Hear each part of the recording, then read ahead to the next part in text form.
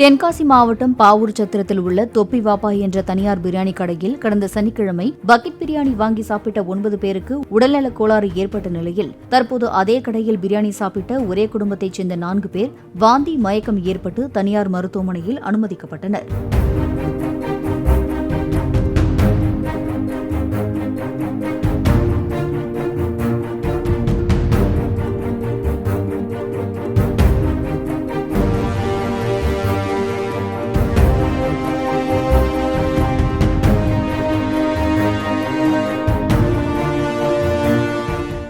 Play store மற்றும் app ஸ்டோரில் இருந்து பாலிமர் செயலியை QR கோடு மூலம் பதிவிறக்கம் செய்யுங்கள்.